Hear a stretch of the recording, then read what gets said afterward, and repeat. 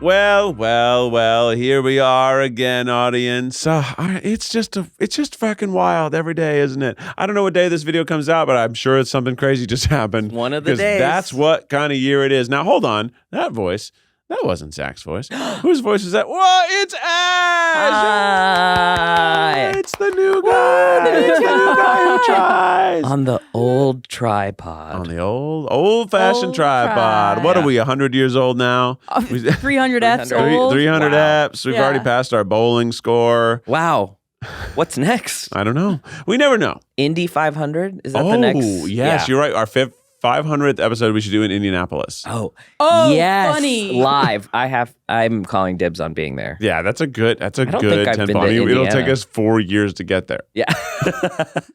Just That's under, because true. we do about 50 episodes a year, right? Because Yeah. that's how many weeks there are. Oh, I don't Yeah. want to And think sometimes about we do, I don't know, how old has we're gonna Tripod be. ever gone dark for a week? Just over Christmas. Just over Christmas. And that's Wow. it. Wow. Otherwise, Wow. Yeah, Yeah. we pour one out for Jesus' birth.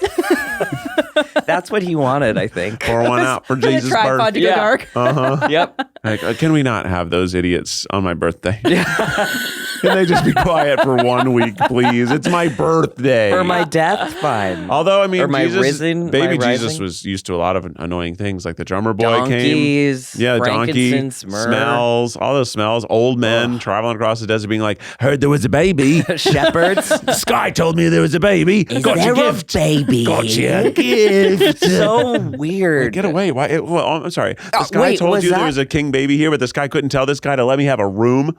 Was Jesus that the, Christ. I'm me. Literally. Was that the first baby shower?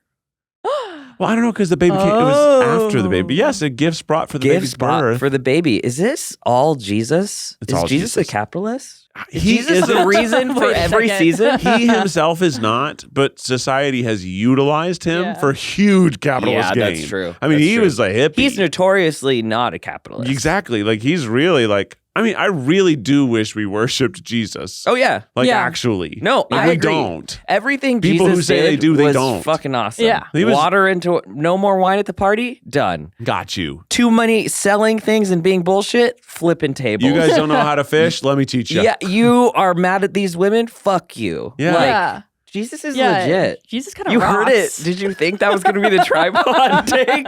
Yeah, actually, we're Christians now. But actual Christians. Yeah, we're Yeah. the real. We should start our own church. Yeah. That's True Jesus. dot gov. TrueJesus.gov. dot gun. My favorite SNL joke ever was it was a like they were doing something making fun of Republicans and the website they said was trutheagle.gun. That's good. I mean, that probably is. I mean, is there because a lot of those dots, some things are just actual country codes. Yeah. Like even TV, isn't it Tel Aviv? Is it? I think that like a lot of Oh. those are like, So second try dot Tel Aviv? I don't exactly know. Please do not quote me on this, but I know that some of the dot some things are country Yeah, dot codes UK specifically. dot And CA. we use them for funniness sometimes, but it actually is supposed to be a country location. Gundinavia. Huh. Yeah. Mm-hmm. Gunland. Gundar. Gundar. Gundar. Gungans. Well, TrueJesus.gun. Someone buy it for us, please. Let me see if it's available. We'll link the tripod. I love buying domains. Do you? I've got a lot. Okay, I can't get truejesus.gun, but I can get truejesusgun.com. Oh my God. What? How is that one still available? You know what? I mean, I there honestly was am surprised that one's available. If there was a gun that the real Jesus had, then I would want it. I'm going to do lasagna. Although guns weren't even invented. Well, this is and segue Jesus. alert, you guys. Hang on, pause for 1 second. Ugh. Yeah. I feel like I'm being trapped by this microphone. Yeah, Can it I does- adjust it No. a little? You can definitely adjust I it. need to You like could lower it. move. It does feel like you're like locked into a roller coaster a little. Yeah. Yeah. If I'm here, is this okay? Yeah. That's better. That's it? Okay, My good. neck was like, yeah, it was it was was like too being much. rocked into the there's nothing worse than when you're on a roller coaster, especially like a big one, and you have to do the lock and you hear the click and it clicks one too far and you're stuck. Unless it's a scary one, and then you're kind of happy about it. Yeah, but if it's too long and you're like And you jolt and it And like it's- hits your wrist. How often are you going on scary roller coasters? every day. You know There's that nothing worse. You know that phrase?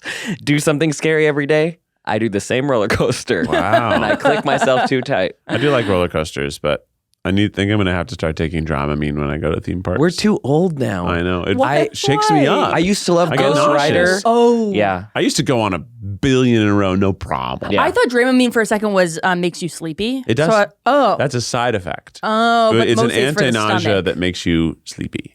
Oh, okay. Yeah, I haven't been to one in a long time, but I really want to go. I need some adrenaline in my life. Have you gone to Disneyland? Never. Ah, No, Wait, I've been what? once. I've been once in second grade, but I haven't been. I know. Disneyland I or gotta World? go.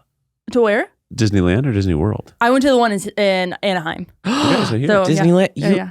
I'm sorry. I'm such a Disney person that Yeah. that makes me sad. I like, know. I have to go like every year, basically for my birthday. I either go there or Dave and Buster's because it makes me sad as a person if I don't go. It's nice to go to Dave and Buster's. Yeah.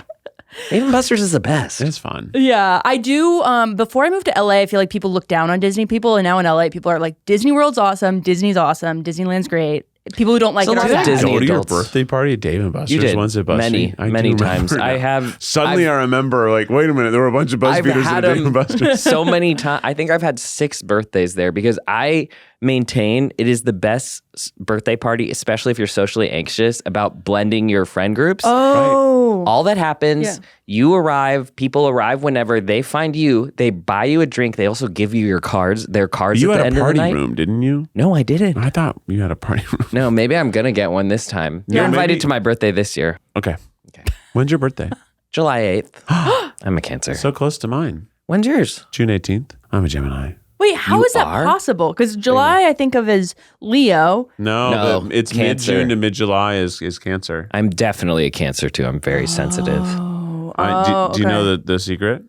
Of Cancers? No, the Gemini Geminis? of my family. My girlfriend is a triple Oh, I do know the secret. You, Henry, and Becky? Yeah, and Erica, and Erica's husband, and Erica's kid. Holy Crazy shit. amount of Geminis. and my friend Mark. And like, I have this friend circle that's like 80% Are you, Geminis. What are your other signs? Are you just main sign I Gemini? can never remember. My girlfriend is a triple Gemini, That's and it's crazy. insane. See, I feel like Geminis are either not Geminis or all Gemini. or they're so How many Gemini. hobbies has she started and stopped? A million. She has ADHD. She sent me like the first week or 2 of us dating. She sent me this meme that I thought was like a joke of. It was like dating a Gemini, and it was someone with a billion masks on, and they're all like really intense. And at the very last mask, it's like little tiny baby. And I was like, oh my God, you were just warning me about your personalities. Tiny baby. How'd you guys meet? We went to high school together. Yeah.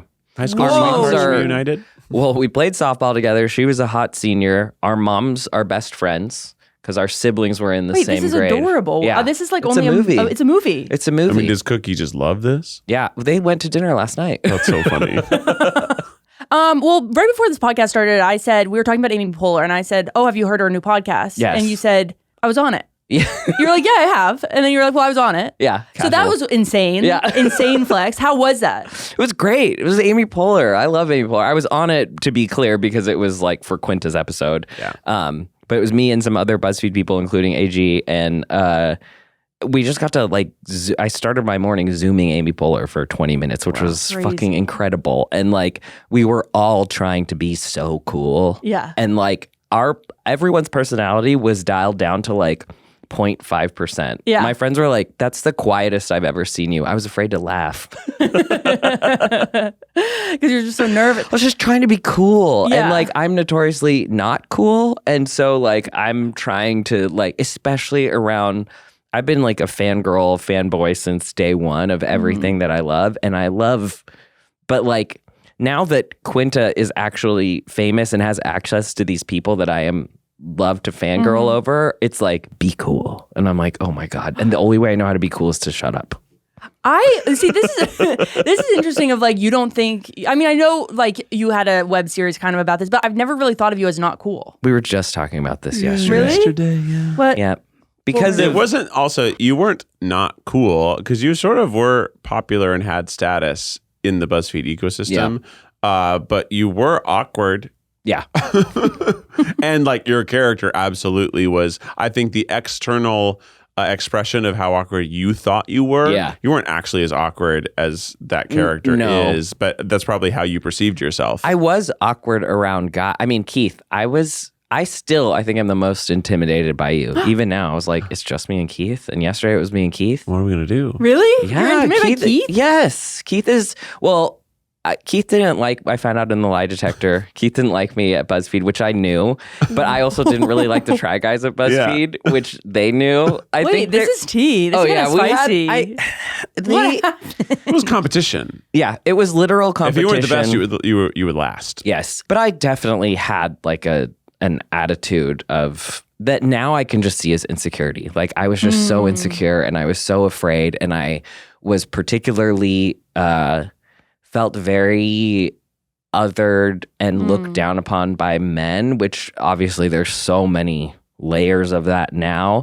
And Keith, very rightly, like I came into the video department kind of randomly and then was given very much like the keys to the kingdom without having done a lot of the work that they all did. But because I had already been at Buzzfeed for like a year and a half and had grown, I was at Buzzfeed when it was like 100 people, literally. And so I felt like I had done all my work on the other side. Yeah. And they loved to pit us against each other. And there were literally brand deals would come up and it would be like, who's it going to go to? It wasn't even that I didn't like you. It was probably I was jealous. Yeah. I was like frustrated that I wasn't getting the upward mobility that I felt my work deserved just because of whatever unseen status was happening at that time in BuzzFeed. Right. But then at the same time, 3 years in, I was someone who was at the top of that company, and I'm sure there were probably lots and lots of people below me who were very, very talented and hardworking, and they weren't getting their credit either. That's just sort of like capitalistic big businesses. Is there's always going to be really talented people who don't get their opportunity, and are frustrated. And they were really bad about like willy-nilly deciding, super willy-nilly. Like the development program was a disaster because the way they decided, they didn't include the 3 Try Guys first. It was just Eugene, and then they added him on, and then they gave this giant announcement, and it was already starting to have that feeling of competition. So but I think mainly Keith intimidated me. Does. Why now? Less now, because you're funny. You're funny, and I feel like especially when I came on to Try Guys, I could feel in the beginning, which people have posted in the comments and they're right, I did not know how to be funny in a Try Guys way or in an unscripted. And so I was really pushing, I think, my like being loud or laughing a lot. That was just a nervous thing. Like I was laughing all throughout. People were so mad in Without a Recipe. Oh, yeah. They were like, oh my God, shut up. And I was like, oh my God, shut up. But I'm just so nervous. Yeah, you're right. There's a certain like flow of how our comedy works. And Popkin said this to me once. He said like, Eat the Menu. It's easy to come on and be an Eat the Menu guest, but it actually isn't unless you know how to be an Eat the Menu guest. Yeah. And I was like, what do you mean? He's like, well, there's sort of like a weird path of navigating the jokes and having succinct sound bites and also like not steamrolling you. Yeah. And I'm like, oh. Yeah. You're good at but so when I came on, I felt very like, I would always look to Keith like, I feel like you're very thoughtful about how the joke functions. Zach likes to think about, if you ask Zach something, he'll tell you the whole ecosystem of like the inception of why YouTube exists. And like, that's why Zach and I also have gotten along famously because we love to go there. But sometimes I'm like, Zach, that's not what I'm asking you. Which, by the way, on record, I will say I love Zach. People think I have like people think that I hate Zach. No, you're like actually just very close friends. So you're beyond the have to be nice phase of friendship. Yeah, no, exactly. But I would give like Zach a kidney. If he needed a kidney right now, I would give it to him. Aww. That would like no doubt. But people are like, oh, Ash doesn't like Zach. I'm like, no, I love Zach. But Keith is very good about being like, okay, we're about to do the Without a Recipe. Here's kind of the gag. Here's the way to get your jokes in type of thing, which is intimidating if you haven't done it. And also, and you're very funny naturally. But I think the other thing that's hard with Try Guys videos is you're actually easier to fit in with the flow. Zach isn't as calculated the same way with his comedy, so it's actually hard to. I feel like Zach and I always go for the same joke. It feels hard to get a word in, and then you're like, but the whole point of these videos is to be a personality, I guess. And like at BuzzFeed, I was doing scripted mainly, so it's been a weird transition. Summer is here at long last, and that means it's time for summer treats. I'm talking about a tall, cold glass of lemonade. I'm talking about a big old scoop of ice cream on a waffle cone. I'm talking about lasagna. What's that? You don't think of lasagna when you think of summer? Well, my friend, that means you haven't been to Lasagna Island, because summer on Lasagna Island isn't just unlike any summer you've experienced, it's more like every summer you've experienced. On Lasagna Island, we've got all those wonderful sultry nights that seem to last forever, but without all the mosquitoes, thunderstorms, and your friend's ex who just talked about himself the whole time. We've got perfect pool days, but without the sunburn and the lifeguard who won't let you dive even though it's deep enough and you know what you're doing. We've got fireworks shows that won't hurt your ears or scare your dog. But most importantly, on Lasagna Island, we've got the perfect t-shirt for the perfect summer. So come on down to tryguys.com/lasagna to get yours today.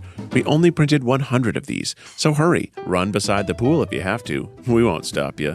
Tryguys.com/lasagna. That's tryguys.com/LASAGNA. Lasagna Island, where it's not just summer, it's some est.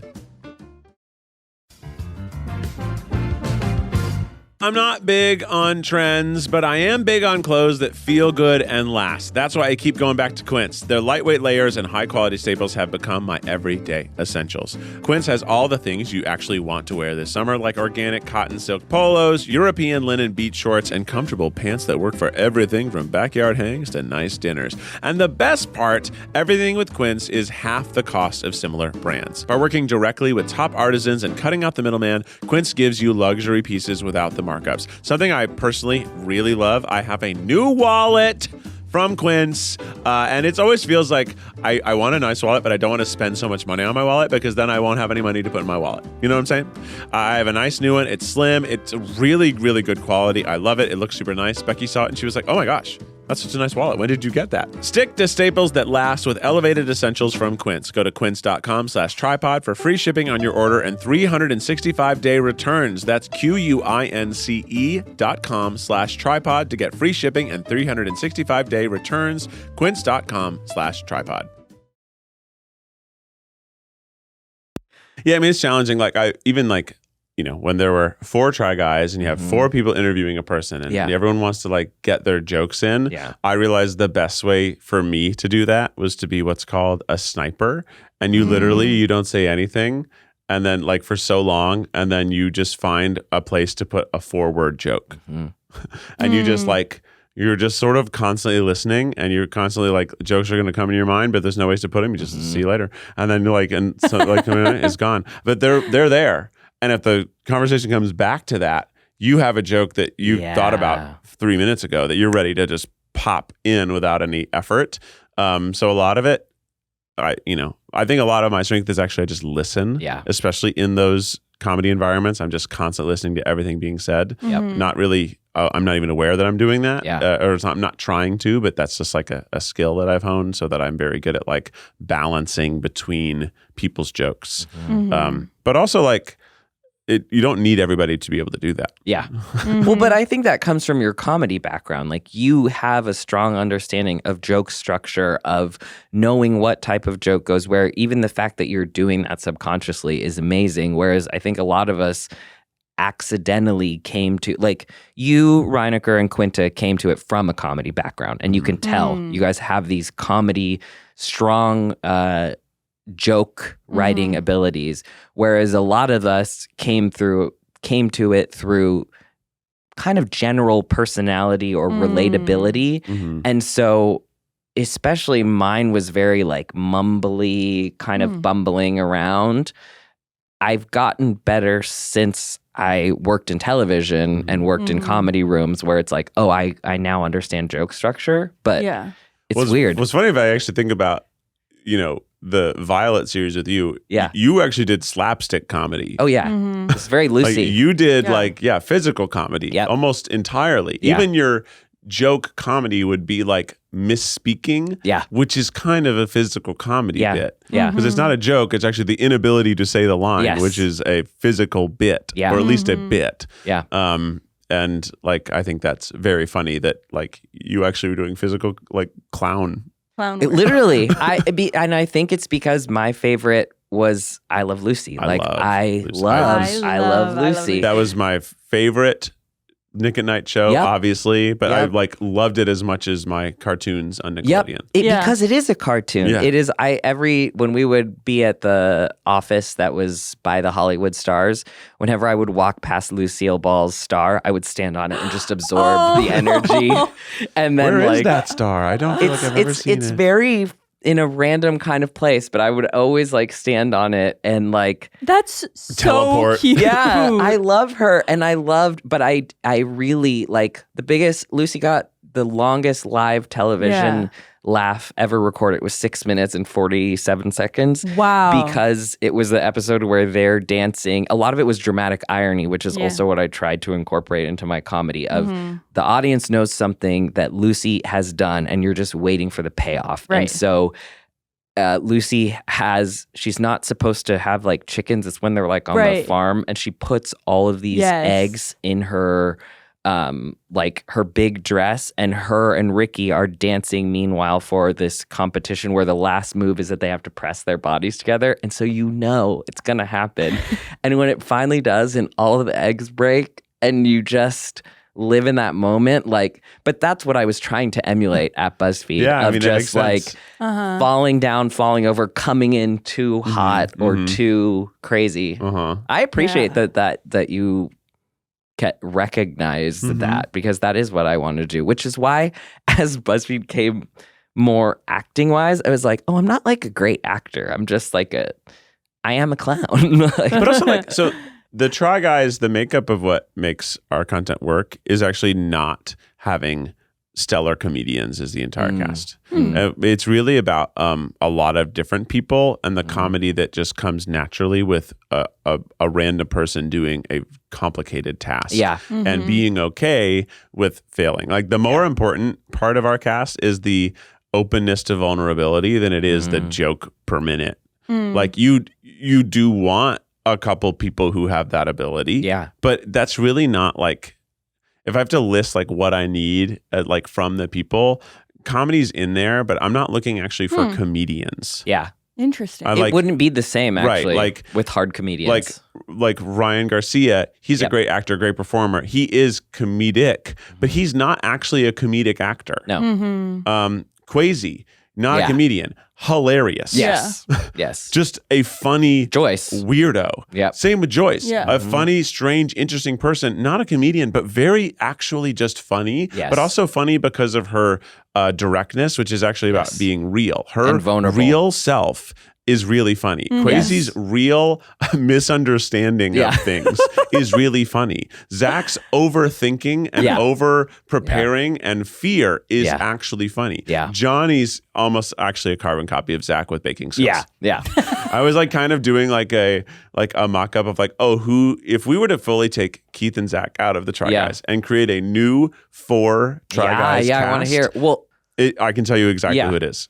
Miles is Keith. Yeah. You are Eugene. Congratulations. Yes. Not just because you're queer and Asian, but also because you are really thoughtful. It's Eugene's secret power is that he was really thoughtful about everything. And like, yes, he was good at things, but that was like really fun. But what he actually did was always put a bow on our videos, especially the BuzzFeed videos. He was the person who sort of gave a moral. Right. If there was a moral to give, Eugene figured it out and delivered it. Yeah. Ryan Garcia is a way better version of that other guy. Yeah. Yes. Yes. Like he kind of fits that bigger bro guy, but he's like very sweet. He's very loyal. Like he's, I think he fits that archetype. And then Johnny is Zach.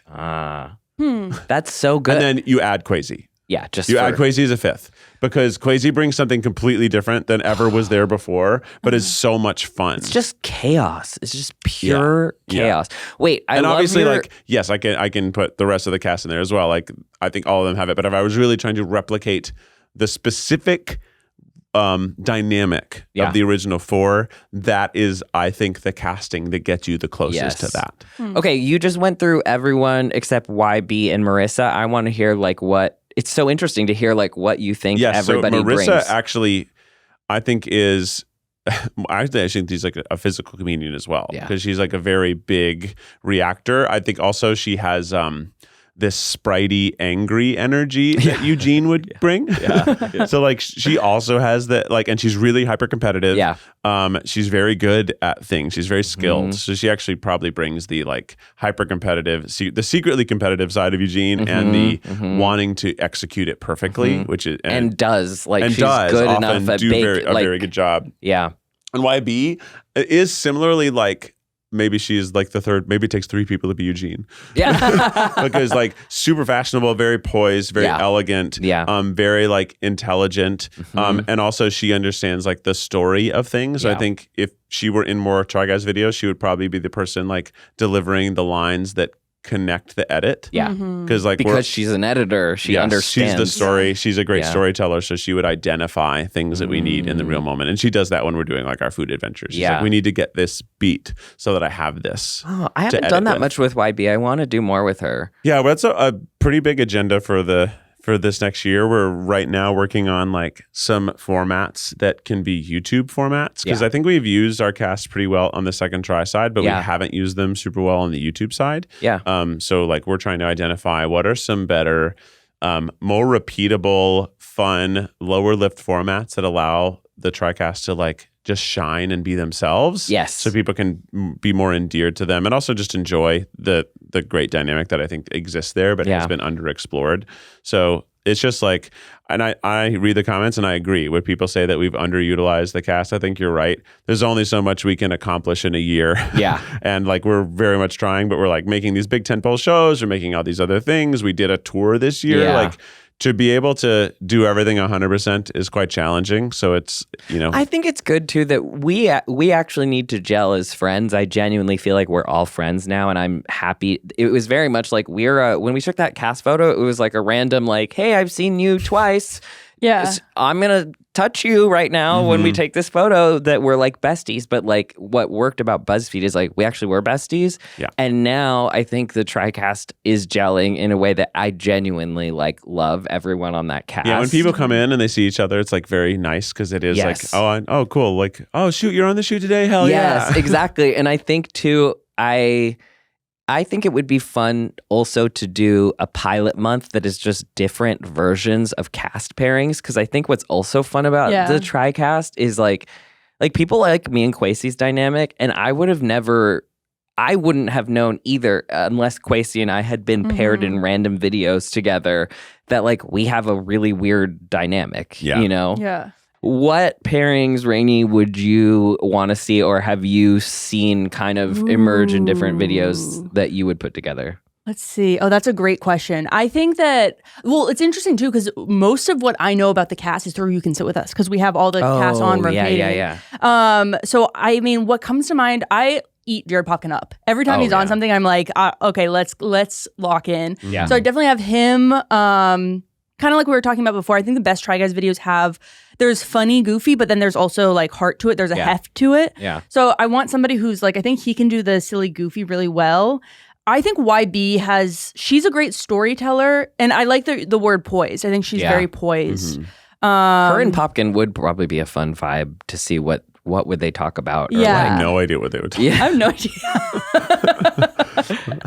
I'm trying to think. Like we used to do videos at Buzzfeed where we got like handcuffed to each other. We should do that with the TriCast. That's a good idea. I do think that Joyce and YB are a really fun dynamic they too. are. Like there was one of the Food vs. Foods. It's like Joyce, YB, and Miles, and it's so funny. It's the sushi one. Oh yes, and it's so funny. I haven't watched that one yet. I need to watch it. It's like one of the better ones. Well, we also need to do like a girlies. Like I want a Marissa, YB, and Joyce. Like the girlies, and then invite the gays. Like me and Johnny will come on and like hop in there, but I think I want to see basically like a Try Girls episode take over. Yeah, that's cute. Yeah, I I think actually that's great. also thought Joyce and Kelsey were really good on Trolley Problems. Oh, yeah. yeah. What do you think about this? And is this sexist? And I agree it could be. I don't think it is. I think it's actually especially if it was made in 2015. Yeah. Girls mow the lawn for the first time. Wait, Because I know that there are plenty of women who mow the lawn. Yes. There are plenty. I don't want to say that. But I don't think YB has. No. And I don't think Joyce has. Yeah. And I would really think that'd be quite funny. Well, also, you have to make that. And then the other one that I was actually spit out my drink while I was listening at home to the tripod was when you said that the original Puppies was supposed to be girls get surprised by bats. I think we should make that. I think you should do girls. Can you maybe a better way to do it is not just girls anymore, but girls and gays mow the lawn. I haven't mowed the lawn. Johnny hasn't mowed the lawn. Right, that's what I'm saying. before. Like, I had to mow the lawn growing up, and I hated it. Yeah. But there is like That's so funny. Some guys find it very zen. Yeah. And I think if we actually did it where it's like, okay, you're going to start with an old-fashioned push mower. Oh, yeah, And then you're going to go to a push mower that pulls Then you itself. ride. And then you move to a riding mower and like have it be like, Yeah. I can already see the opening shot of Joyce on that riding mower locking in and being like so powerful and also so chaotic. You have to do that video. and it like seems intense and then it zooms out and it's really slow. Because they're not fast. Okay, by the way, I was editing the New Guy Tries trailer, and the scene of me and Zach doing the truck pull, which in my mind, it was the Fast and Furious. It was the craziest thing I've ever done. I've never felt that much adrenaline. Editing it back was so humbling. The shot is just the truck going. And making so much noise. Just trying so hard. Me and Zach are screaming like little girls, like at this pitch that is like, I had to drop the audio gain down so much. And then you cut to the wide and it's just, then you cut inside the cabin, it's me and Zach going, wow. And then you cut outside and it's, which by the way, will be in the trailer. It's very funny. So funny. Wait, what were you doing? You were driving a truck? Because this is a good transition. Oh, yeah. We're here to talk about a big project, which I'm very excited about. We are. Wait, so what were you doing in the truck? Because this season is 3 episodes. Yes, and it's called Boyhood. So this is new, and this was kind of a random discovery. But so New Guy Tries the first season, I would say it was more like manhood. This season accidentally, when Nick and I were coming up with the concepts, became New Guy Tries Boyhood. And it was like guns, trucks, and guns, trucks, and swords, basically. Oh. So Like basically the archetype toys that little boys Exactly. play with. and each episode has the kids version where we try like Nerf guns, and then the adult version where we try, obviously we didn't do like real intense guns, so we did Olympic shooting. Which I loved, and I've already gone back to do it again. Whoa. It's been very fun. And then we did Nerf guns. Oh, I already said that. Nerf guns. And then we did lightsabers, and then actual forging of swords. And then we did, what was the truck? You went to the car museum? Oh, yeah, the car museum. And then we went to a truck pull, which was... Oh, the truck pull. Okay, I was picturing... Yes. Okay, interesting. Well, and a truck pull... Are you from the Midwest? Do you know what a truck pull is? It's really I was more just the South. picturing pulling a truck. and the South, the Midwest, and Florida, which is And the South. and the breadbasket region, which is of course your Kansas, your Nebraska, your I Oklahoma. didn't know. Is that where the grains are? The bread basket? I don't know why it's called that, but that little like Missouri, Kansas, that little pocket that's like, it should be called the Midwest, but it's not, because this actually more eastern part of the country is called the Midwest. Like Midwest Is that the Rust Belt also? Yeah, the Rust Belt, but it's also called the breadbasket region. Oh. I don't know why. Interesting. I don't know why. Keith, can you do a Southern accent for us? Sure. Which one? So Is this Do what you a grew up deep with? South. Tennessee, Do a draw. well, the Tennessee accent, and I didn't never talk like this, but like it's so through the center of your face. Yeah. And Is that how it's- your parents sound? No. Oh, okay. My parents are from New York, New Jersey, but this is how some of my friends sounded. In Tennessee. I can see this version of you, Keith. It's Yeah. crazy. I know. Crazy. And then can you do the North Carolina, the tsunami? Tsunami. I know. I didn't encounter those people as much. Buddhism. Georgia's like, well, Georgia's just a little more relaxed. Sort of a southern drawl. But I don't know why molasses. Tennessee, everybody's like talking like this. It's like all right through your nose. Have you ever talked to someone like this? Through your nose. They're like, well, we were down at church and Miss Molly was over here. And you know Miss Molly, she runs a furniture store on Main. She came over and she said that your boy, Curtis. Your boy Curtis is a Curtis. How old is he now? Oh my gosh, he's so old. He's 15, believe it or not. I just missed my high school reunion last weekend. I would have loved to have gone. What year? 20th. Because I'm 100 years old. No, I missed it. And I actually didn't graduate from Smith County High School, which is the scholastic system I was in for my entire life. But then when I moved away right before my senior year of high school, but I feel like if I'm going to go to any reunion, it would be the one that I actually went to for, the school Where system. Did you meet Ryan? Because I was in the same class with some people for like 17 years. Yeah. Because it's a small town. Yeah. So like I was in, like Wendy Gregory, let's say, like I knew her from kindergarten. Wendy. I would have been in Did you have a crush on her? Wendy and I think why'd you say her name had so a little, quick? had a little, we were boyfriend girlfriend and did absolutely nothing because it was fifth grade. Yeah. But You we're just like, sit next to each other we're at boyfriend lunch. and girlfriend actually. And then we weren't. Were you mad that you had to move for 1 year? No, I was actually really excited about it. Like Okay. at first, obviously, I was sad because I was going to leave my friends. But I was super fucking amped because the school that I was going to go to had just this unbelievable arts program. It had like, there were so many concert bands and I was such a like little French horn nut and I was like trying to like play as much as I could and like their band was so great and their theater was great. Like I met Ryan Garcia. And Ryan Garcia we were in the fall play together. We were in That's Wizard where of you met Oz Ryan. and he was a Okay. Tin Man and I was a Scarecrow and he apparently had wanted to be the Scarecrow and I got that role. So, but he still got the Tin Man. They're the same role. After Ebenezer Scrooge, then we have to do Wizard of Oz, where you guys get to do that. That's great. Wow.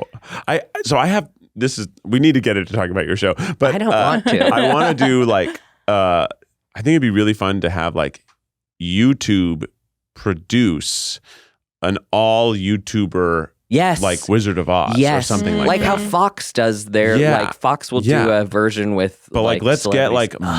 Markiplier Yeah. to be the wizard. Yes. Oh my God. And everyone kind of plays their roles like the Yes. Smosh cast is the monkeys. Yeah.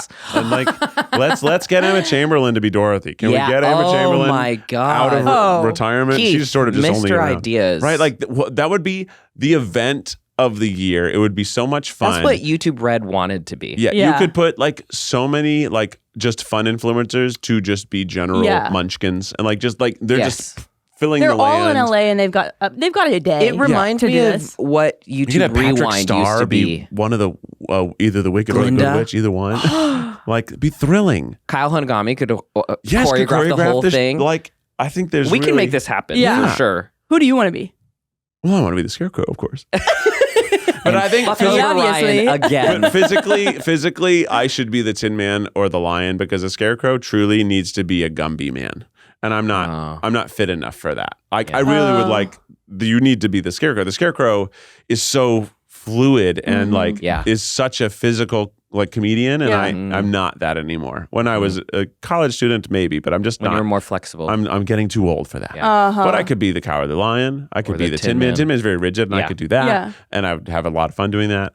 I'd fucking be a flying monkey. I don't care. I just want to be a part of it, and I want to see it made. We can Yeah. absolutely get that made. There's no Kyle Hunagami does when he wants to do something, he just does it, and he knows everybody. But it needs a budget. No, I we would need get YouTube to fork over the to cash. YouTube would have to put it on. But by the way, they don't really do Rewind in the way they used to. Right. And if YouTube Rewind was a fucking play, a musical and a live event, It'd be so fun. who do we talk to? Do you still have YouTube contacts? They don't talk to me.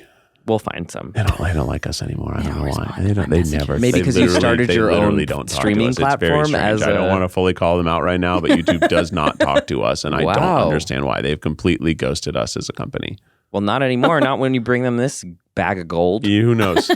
This Who bag knows? of They're not listening to gold. this. Also, have you done you haven't done a Try Guys marching band thing, right? No, we did Color Guard. But you need, I loved that one. Which was, but I you loved it. need to lead. I think there needs to be one video. You can't do this with all of them, but there needs to be one video that is the entire TriCast. I agree. And it's you teaching us all how to march in marching band. Well, I would love to work with one of the drum corps international bands, like the professional marching band. And then it's better to work with them too, because I would love to do high school marching band, but you're working with minors, and like it's just logistically a lot more challenging. And then all those people have to want to be filmed. All their parents have to sign off on it. Just production wise, too hard. But DCI, Drum Corps International, just exactly the same, but way better, because it's adults and they're professionals and they're unbelievable, and it's still so cool. Or a college one. College ones are always go viral for somebody making like a really cool. Well, I always cry anytime there's like a story of a college.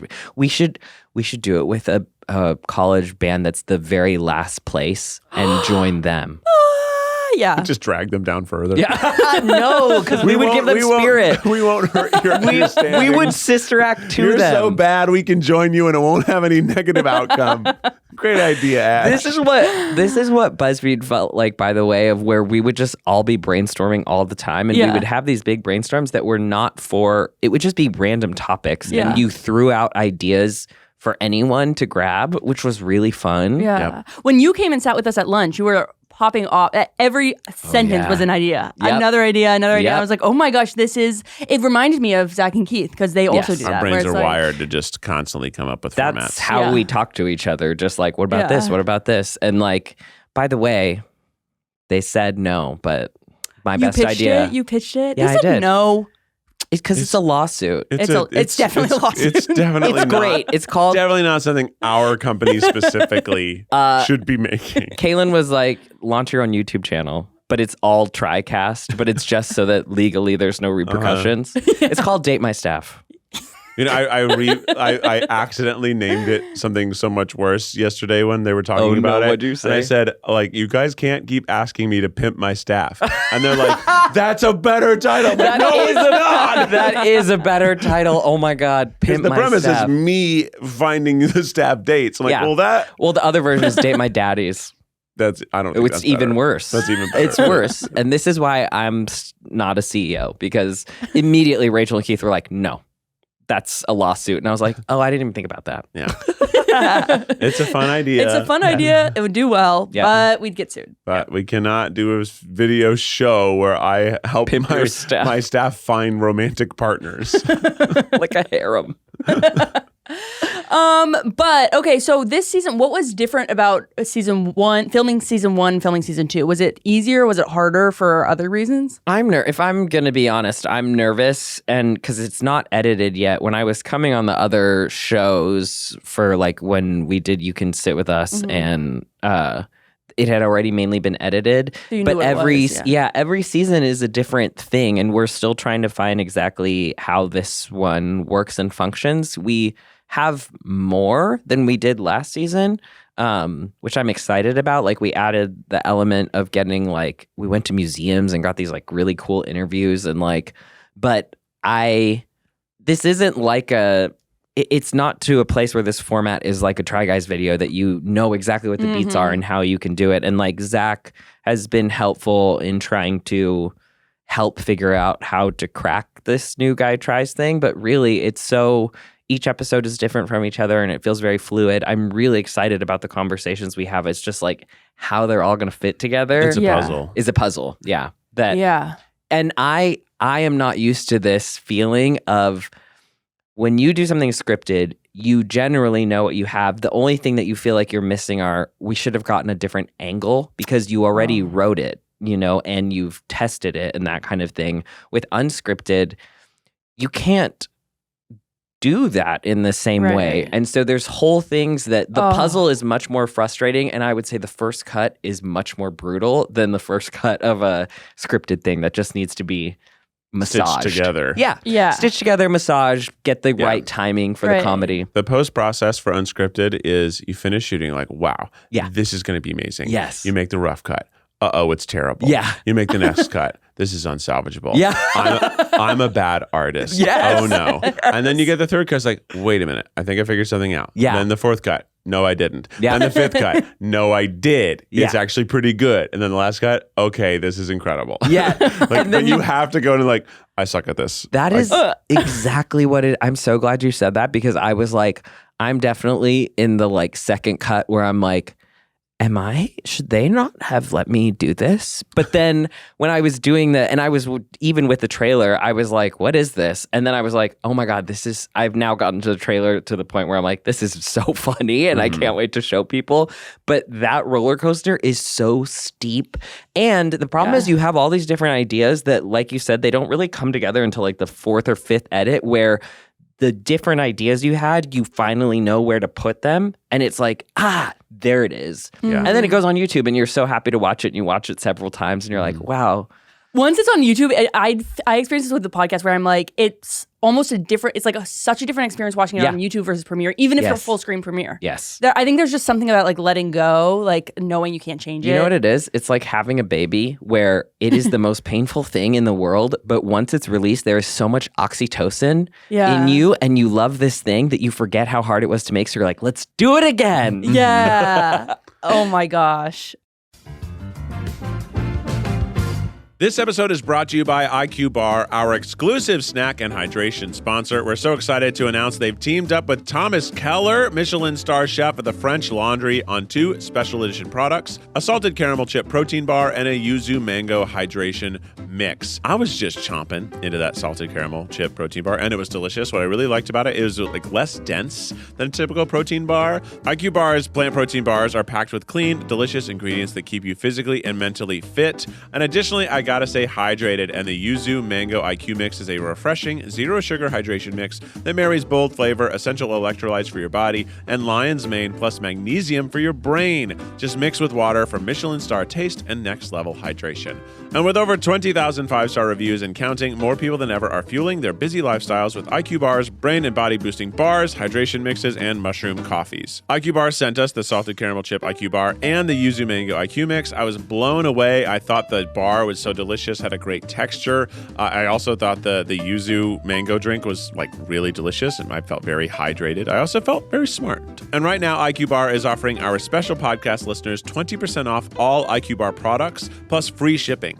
To get your 20% off, text tripod to 64,000. Text tripod to 64,000. That's tripod to 64,000. Message and data rates may apply. See terms for details. But yeah, the second season is on its way to being a darling again. Yes. And the things we did were like so active. Yeah. Like the last season was really good, and I think it was very heady. Yeah. Because like some of the tries were a little bit, there were, there was just poker, and there were conversations. conversations, and there was stuff going on, and we were learning. But these are like, no, we're like, you're like pulling a truck. Or we are building a sword. We are doing choreography with swords right now. Yeah. Like we were having a Nerf arena fight. Like it was just so much more active. Like Boyhood, it was just so much more like actual play, which is really fun. So I think that gives it really cool visual stakes that the previous season didn't have. I think so too. And like there were things that I had to learn, like which felt more like a traditional try thing, even of like it's not as long as a try video because that's not what the whole thing is, but like me and Keith went to a lightsaber club and had to learn lightsaber choreography, which was like stressful for me. And like even within the beats of, I don't know, it just had more traditional beats. Whereas like, I feel like only the first episode of New Guy Tries had the full story because of the suit. There's this like finished product, but there was like the truck pull was a moment and the lightsaber fight and like quenching the sword for the last time. You know, there's like more markers in this one. Yeah. Was there anything that was said? Because I feel like at least, I haven't seen season 2 because it's not edited. But in season 1, I felt like there was like a lot of reflection and sort of like, speaking of heart, a lot of heart. Yes. Were there any conversations in season 2 where that have stuck with you, or like something that an expert said or the Q&A said or something? Yes. And that is wow, you're in my brain. Literally, as I'm making the trailer, I was like, I also really like notoriously love like the advertising side of things and the marketing. And I was like, what is this season about? And like, in the trailer, I found this new season, Same Heart. And I'm putting all these like moments together. And there's this moment where me and Garrick, before we do this Nerf fight, I'm like, Garrick, do you know I brought you here today? And he's like, oh, to play Nerf? And I'm like, no, you were one of the first people to affirm my gender. Like, Garrick called me a king, was the first person ever to call me king. And just kind of randomly. And it really, like, I can't tell you how much this show has been tied to me becoming a man and feeling like a man. And it's like getting to do that. I wish every trans person got to do this, like just have their friends and try these things that they're afraid to try with safe people around them. But so there are definitely a lot of those moments, and just we had such interesting experts. We talked to the head of UCLA professor who is a gender specialist, gender studies. We talked to the curator of the Autry Museum about guns. We talked to the Peterson Museum. Like, we got really crazy access to things.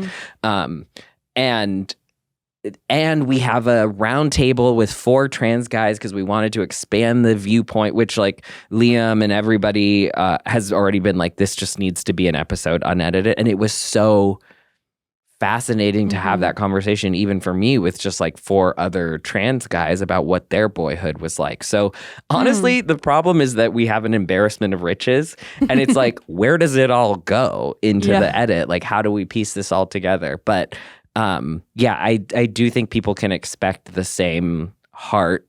It's not exactly the same as like my mom. I mean, that was just like such a huge milestone that we captured on camera, me and my mom having that moment. Yeah. It doesn't get as interpersonal in that way, but I was thinking about it, and like, I think that's good because I can see how my transness is not becoming the centerpiece, to the point that in the 3rd season, I'm like, would it even be new guy tries, or is it just try guy? Like, am I just a guy trying things in a way that I think is good, because it's actually what is actually happening is me becoming comfortable being a male and occupying this male space, to the point that it's like, oh, I don't need to talk about my transness in the same way. But there's still stuff to cover in this one for sure. Yeah.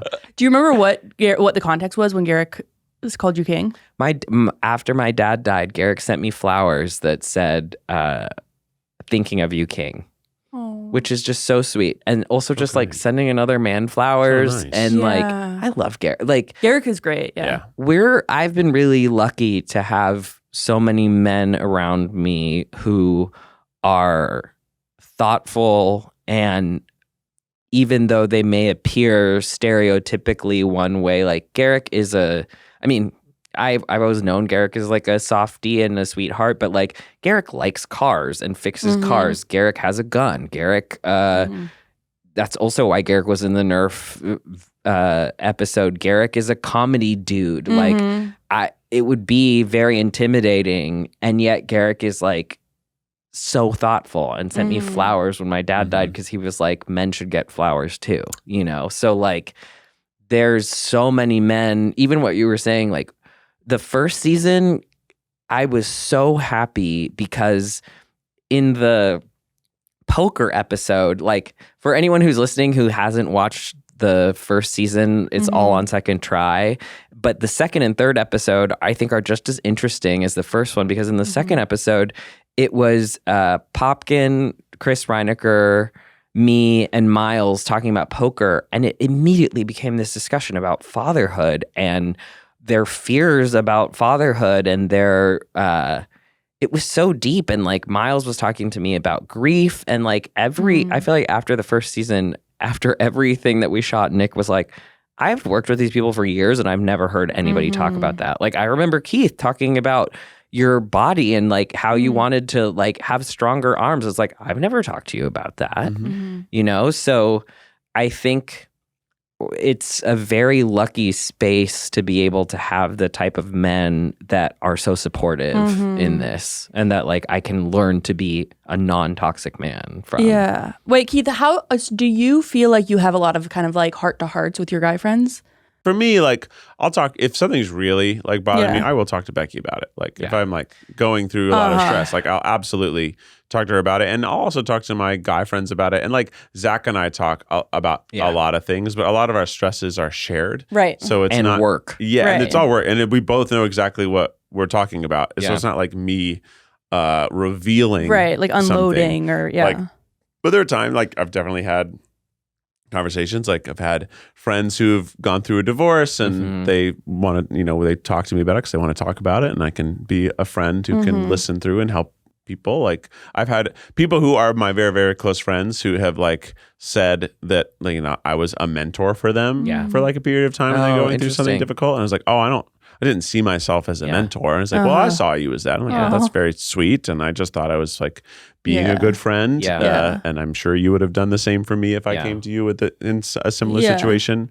It's like, guys are very interesting because like, if a guy doesn't want to talk about something, another guy will probably not prod them to do that. Right.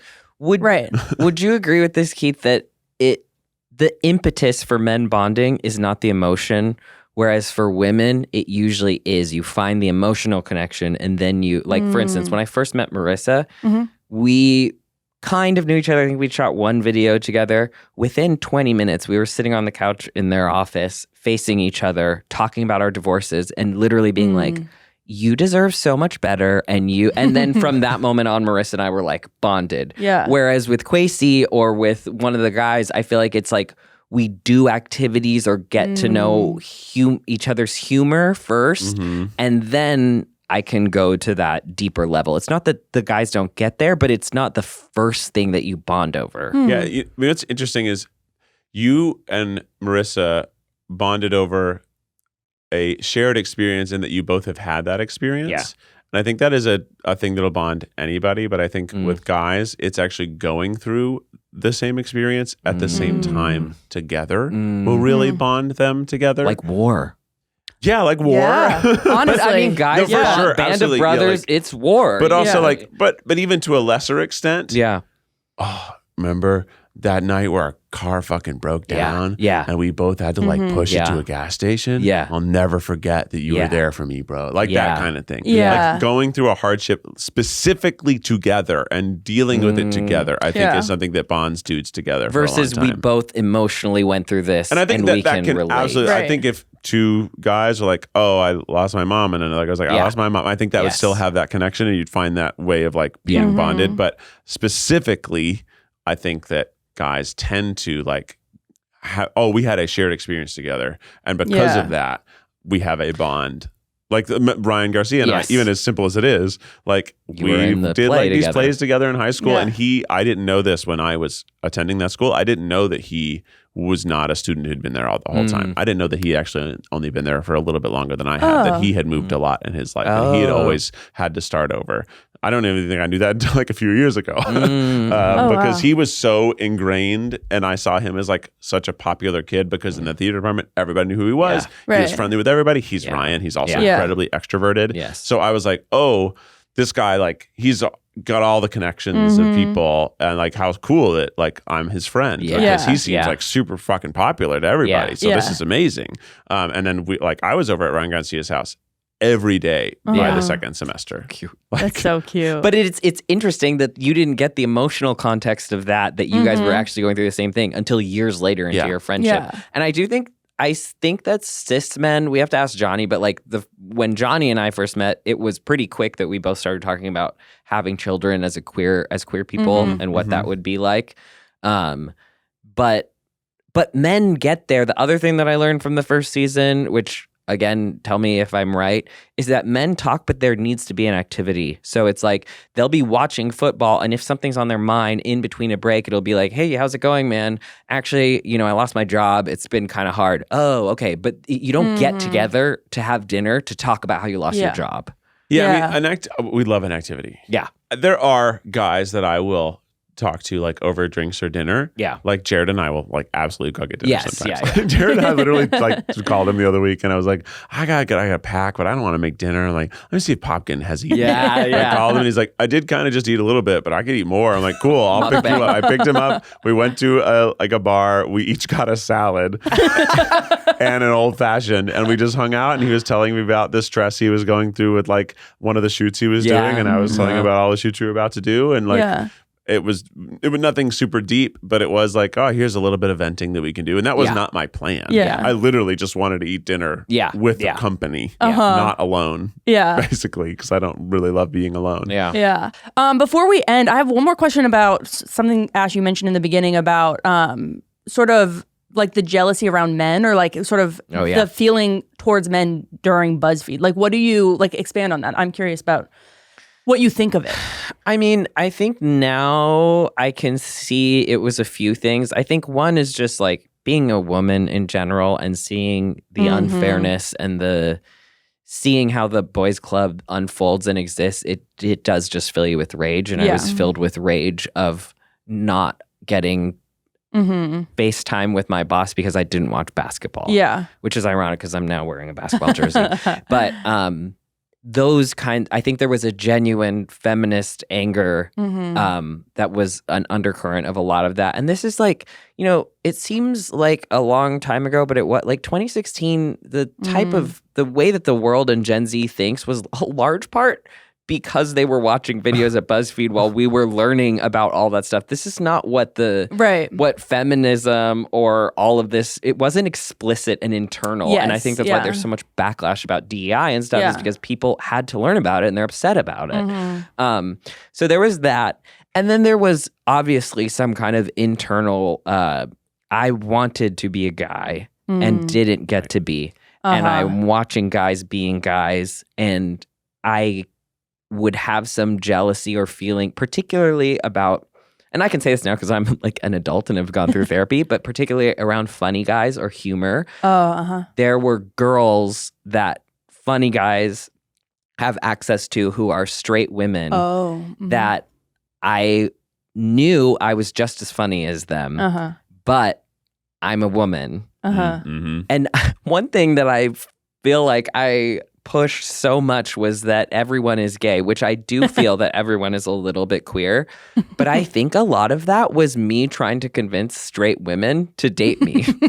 And I think it was because I didn't feel aligned in my gender, you know, or in my gender presentation, where it's like, I knew that these women would like me if I was a man. And I have actually seen that afterward. People who were like kind of on the fence coming back in the DMs and coming like, you know, I'm like, oh, I was right. But I think that's where some of that anger was probably misplaced. Yeah. But, and then there was just this whole language that I didn't understand. Like Edgar Wright, there was...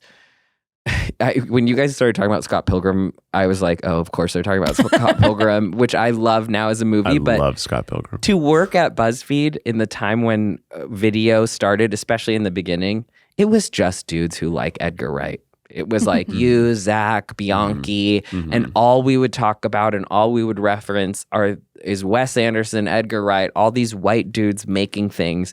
And that was really upsetting to me because I feel like a lot of times I couldn't convey what was important to me, like I Love Lucy or the Mindy Project, or and I would feel this natural like, well, that's not filmmaking. Yes, you know, there wasn't Greta Gerwig in the way that she was making. Should have talked stuff. to me about I Love Lucy. I'd have been right there. Exactly. No, and that's what I'm like. And I think it wasn't that men didn't acknowledge. It wasn't about comedy. They were very much acknowledging that women were comedians. Obviously, Amy Poehler, Tina Fey, Mindy Kaling, every woman who's ever been on SNL. Yeah. It was about filmmaking specifically. And we had this group of guys who, it was called the Strike Force, and their job was to just make and produce videos for a lot of Violet stuff, for scripted things. But I watched them get better and better, and I was seeing how this is how men outperform women as DPs, as whatever, because there was this sense of bro camaraderie that The Office was actually enforcing by putting them all in one group. And I was like, we're never going to be able to catch up as women. And so our product is always going to be undervalued. And a lot of BuzzFeed, which was unfortunate, it was the classic thing of women's content that is being watched by women is not valuable. But the Try Guys audience was just as female, but it was valuable because they were boys. That's so interesting. And so a lot of my like anger towards the Try Guys was about that and not about them specifically. It was like, oh, well, women will watch women. But if women are watching men, it's the boy band effect. Like, you know, like boy bands are important because young teenage girls are really the ones who are deciding culture. But do we listen to young teenage girls about politics and stuff? No, because they're frivolous. Right. And so that's how I felt about my time at BuzzFeed. I could feel a lot of that, the beginnings of what every woman in Hollywood goes through, including when I went to ABC and was developing. It was, the notes were always, it's too many women, where are the men? This is not going to be relatable. Where are the men? Where are the men? And so that drove me fucking nuts. I'm like, yeah. Because the shows I watch are like predominantly women. But it's also 2025. In 2016, it was totally different. The Mindy Project was cutting edge. And then the only other place you would see a lot of women might be like freeform shows. Right. But it's still, there's definitely hot dude characters. Yes. It's just Sexy Teen Murder High School. Exactly. Yeah. Exactly. Like hot men vampires, shirts off. And hot girl vampires, shirts off too. Yep. But there's this denial of, you know, and this is where I get on my high horse still. It still makes my blood boil of when, you know, my show was about like, and this isn't an indictment, I loved working with ABC, but my show was about 4 women, 4 sisters, and their notes were very like, it's so female and it's so locked in. When you think of the biggest, most repeatable IP of all time that has been continually made since it was written, it's Little Women, Pride and Prejudice, about sisters. True. And nobody gives a fuck that there's not men. There's of course Mr. Darcy. There's these men that you swoon over, which my show would have had too. But I think I just felt so much at BuzzFeed, the beginnings of the injustice of what female creators go through when they are trying to make stuff specifically about women. Yeah. So that's my summary on that. Yeah. And no, it's just so funny like to hear that, only because I remember that like being a younger creator at BuzzFeed, it actually seemed like the people who had the most status in the BuzzFeed video department were women.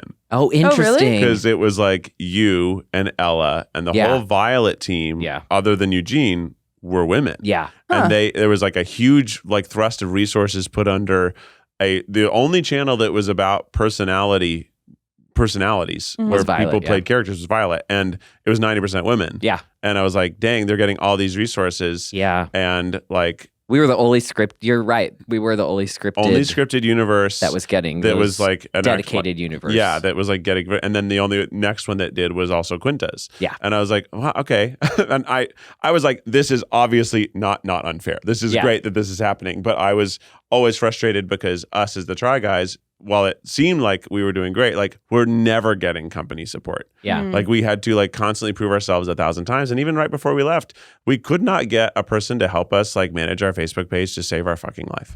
Like, we could not get anybody to give us any company resources. Like every single thing that was posted on BuzzFeed.com, posted on the Try Guys Facebook page, edited, thumbnail made, we all 4 had to make. Like completely. So if if a video was somewhere, it's because one of us put it there. Right. And we were so frustrated because that was not the case for like Ladylike and other and even Unsolved. It's like they had teams that were helping them. It's like, why is nobody helping us? It's so interesting. And so we were so frustrated. I forgot about that, and listening to you guys talk about BuzzFeed, I forgot about the animosity that was internal of particularly the producer argument of, well, you're too many producers and you're working on this one thing and they're not talent. But I think a lot of it was like, you weren't getting the internal support, but you got all the external validation.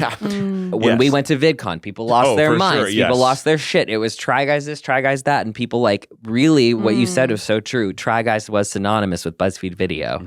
And so even though it's so funny, like, God, being older is so funny because hearing your perspective, I'm like, oh, we were relegated to this little girls' channel and they don't care. And Keith's like, oh my God, they're giving them so many resources and they get their own channel and you're they like, get to do. you get to have your name and your handles in the description. They were like not letting me put my name on a video. They weren't letting me put Keith as a lower third. That was crazy. On myself when I'm like doing a man on the street. I'm like, well, shouldn't they know who I am? It's like, it doesn't matter who you are. I was like, it doesn't matter who I am. Did Zay say that to you? Yes. The shit that man said to us is insane. So, well, we got to wrap this up. But I mean, I do love walking down these, and I think that it always is good to hear the other person's perspective in your own story. And ultimately, all of us were just trying our damnedest to make cool stuff and not get fired. And we were just in the Hunger Games. Yes, it really was. We were in the Hunger Games plus friendship. So like it was double Hunger Games. Really it was like confusing. the real world plus the Hunger Games. Yeah. And by the end of our time there, I'd like we all, I think everybody working there realized like, actually, it's all of us against them. It was the Hunger Games. It literally like, we was. all wait, I'm not, Ash isn't my enemy. These other people aren't against me. Hey, Mitch, it's the wrong enemy. Think about who the enemy is, Katniss. So like, we all understood by the end. Well, and now we're all here, so it doesn't matter. And I still also like greatly value my time there. Yeah. Like, it was, as much as we will bitch about little things that were happening, so many wonderful things happened and so many opportunities came from it. Like, where would I be without it? And so many, I still have honestly more positive things to say about it than negative, but it's easy to harp on the negative. Well, I think that's a good point to make clear. I never made a why I left BuzzFeed, but I also don't. People hate BuzzFeed on my behalf, especially fans. They'll come up and be like, oh, I'm sorry, big bad BuzzFeed, evil BuzzFeed. I'm like, BuzzFeed gave me my whole life and I loved BuzzFeed. Yeah. Like, I also didn't, I'm glad I split when I did though, because I never signed on to the creator contract. I did the development partner and then I left. I was actually the first to leave, I think. Yeah. And that helped me. I didn't overstay my welcome where everything started stinking and the management got really, really like penalizing of people. And it was just like, it did get much worse after I left. But like, I love BuzzFeed and my time there. I do now looking back. I think the biggest thing is like, we didn't understand it was a company and they took advantage of the fact that we didn't understand that it was a company, but they didn't make any new evil rules about a company. It was just a company. A company has a bottom line. Yeah. But we were 25 and we're like, no, but we're human beings. And they're like, we're a company. You're cogs of a video machine. Yeah, exactly. Wait, did you leave before the Try Guys? Like, were you the first wave? Oh, okay. I think I left first I left in 2018. Oh, wow. Because I think Quinta signed the contract, but you guys still were negotiating with BuzzFeed and... We left in early 2018 though. We left in March or April. Oh, did we leave at the same time then? We did. I think a lot of us left at the same time. Yeah. And then people like Sophia left earlier. Yeah. Yeah. But that was the time to leave. Yeah, it was the time to leave. Okay, well, let's end this because I want to hear the tea of who's... why I left BuzzFeed video was bullshit, because I know in my mind whose were bullshit, and I bet you we think it's the same person. I want to hear too. Oh yeah. Well, I think we've got plenty of advice in this episode. Lots of advice in there. Yeah. So I think we're just gonna go straight to our theme song. So Keith, hit us with the official Tripod theme song.